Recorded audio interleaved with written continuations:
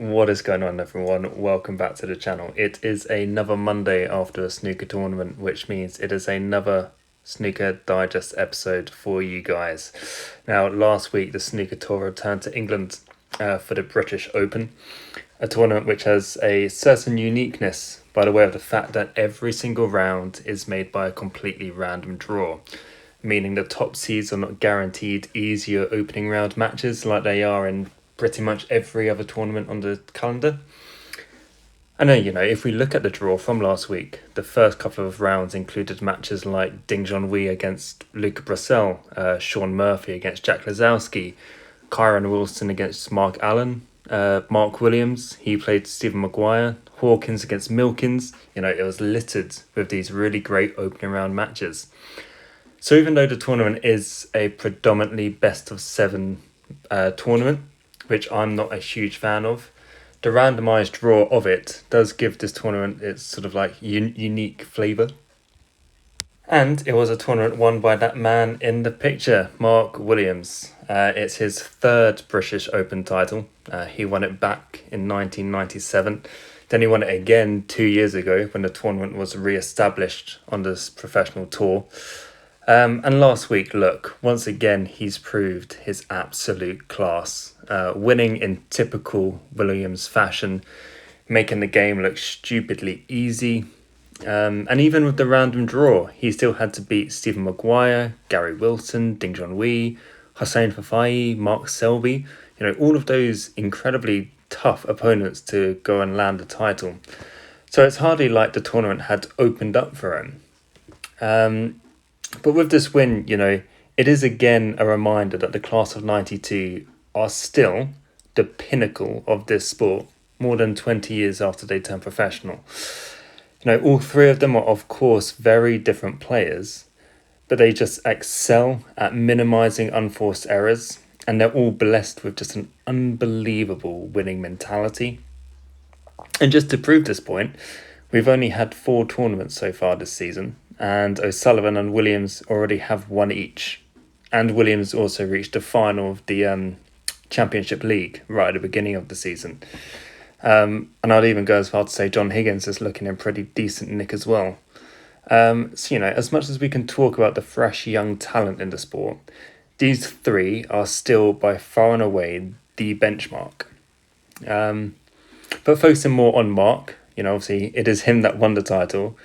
Winning means it's his 25th professional ranking title, keeping him 5th on the all-time list behind O'Sullivan, Higgins, Hendry and Davis. And he's now 2 titles ahead of both Trump and Robertson, who are both directly behind him on that list.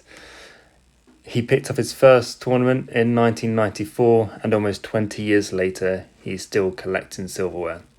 Much like O'Sullivan, he's just so unique, and we'll probably never see the like of him again.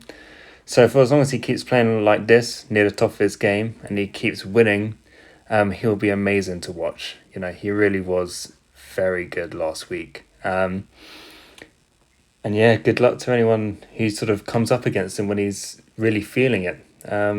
Selby was playing well all week. And for large parts of that final, couldn't get near him. Williams can mix it with the best.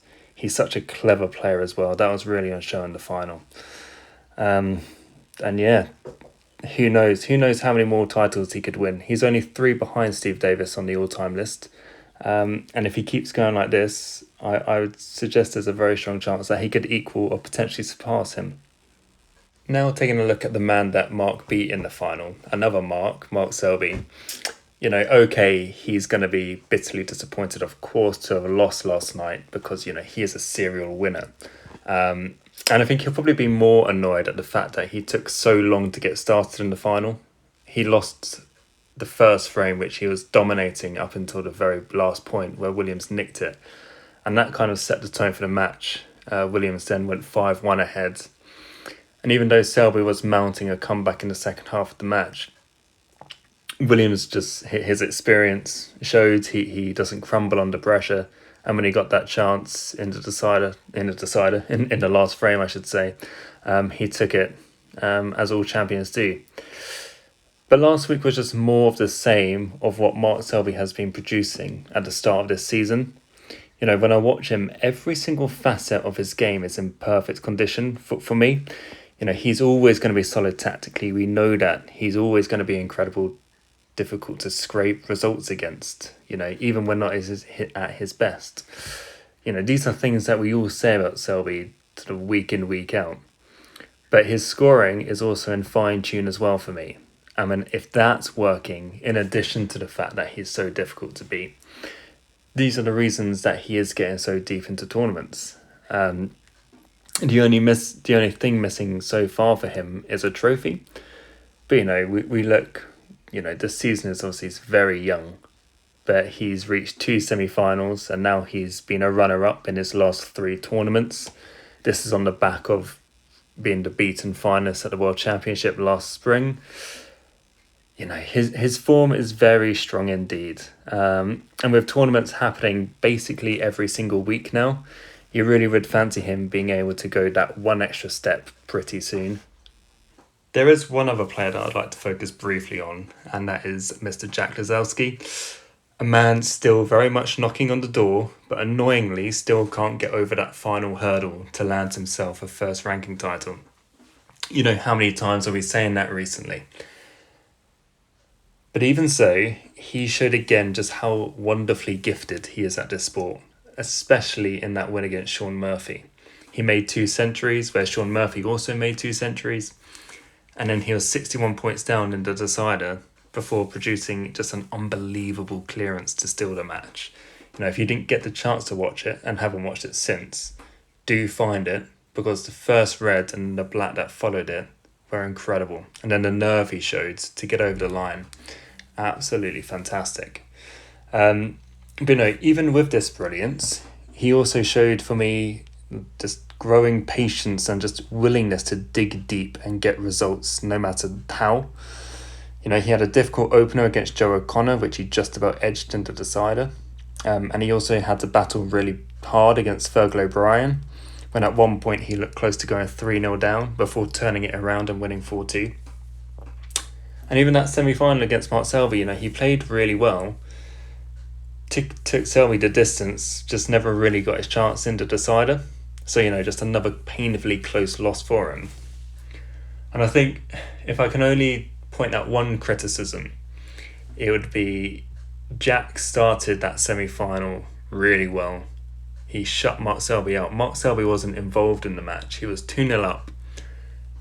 Was in the balls with a potential opportunity to go 3-0 up, and then missed for Jack a shot which is pretty much bread and butter for him, really. Missed it, gave Selby an opening, Selby won it, and then suddenly 2-0 became 2-2, and it was just to and fro from that point onwards. And Selby just dominated the decider in the end. And there's that one thing, you know, Selby in the semi-final and the final, it took him a long time to really settle and get going. The only difference was when Williams realised that, he kept his foot on the pedal and just accelerated away, whereas Jack gave him that early opportunity to settle in, get back into the match, and ultimately cost him in the end. But, you know, his ability to keep bouncing back from these tough losses is admirable. You know, he has plenty of them. It's not just the 6 finals that he's lost against Selby, against Robertson, against Trump. But sort of, it feels like every other tournament he's playing really well and then just hits a speed bump at like the quarterfinal, semi-final stage, which just derails him from going that final step towards accomplishing getting a title. But, you know, he always bounces back. Peter Ebdon being in his corner obviously helps. And, you know, potentially all he needs now is just a slice of good fortune, whether that's actual fortune in the match or fortune by way of a draw opening up for him. Just something like that to go his way one week to finally get his hands on a title. But yeah, you know, I have no doubt it'll be coming at some point. It's just a question of when, really. And last but not least, to end the video, I'll have a look at my player of the week, where every week I look at the one player who I have been impressed by the most. Sometimes it will just be the winner of the tournament, but I really do want to look at, underdogs or players who have just impressed me the most by playing unbelievable snooker throughout the week. And this week, there were some good choices, but I've gone for He Galging. Got to his first ever quarterfinal, and you could say perhaps benefited from the fact that the random draw did open up a little bit for him. But even so, he still had to beat the informed Barry Hawkins in the last 16 to reach his first ever quarterfinal. And whether he is a player for the future, or whether this was just a complete one-off, that will remain to be seen. And I didn't see much of him sort of live last week. Most of his matches were on outside tables. Even the match against Barry Hawkins wasn't televised. But I did watch his match against Jack Lazowski in the international qualifiers a couple of weeks ago. And okay, he lost that match, but he does look quite composed, especially for a young player. So, certainly worth keeping an eye out for. Like I say, I wouldn't start jumping at phrases like he's the next big thing, he's the player to look out for, potential winner, blah, blah, blah. Let's not get too hyperbolic about it. But it's a very good week. A maiden quarterfinal, certainly worthy of getting my star of the week. Hopefully for his sake, he can push on and continue to grow and get some good results this season. So there we have it. That's the review of pretty much everything that I want to talk about following last week. And questions to you, who stood out for you? Who are you most impressed by at the start of this season? And going forwards, who do you think are going to be major contenders for titles coming up in the next few weeks? Again, there's more snooker this week. We're still in England for the English Open. The home series gets underway. You probably fancy, again, someone like a Selby, a Trump. I don't think he'll be a Neil Robertson at the time of recording this. He's 3-1 down. He could really do with turning this one around because his form is just atrocious. But yeah, until then, enjoy the week, enjoy the snooker, and I'll catch you next Monday.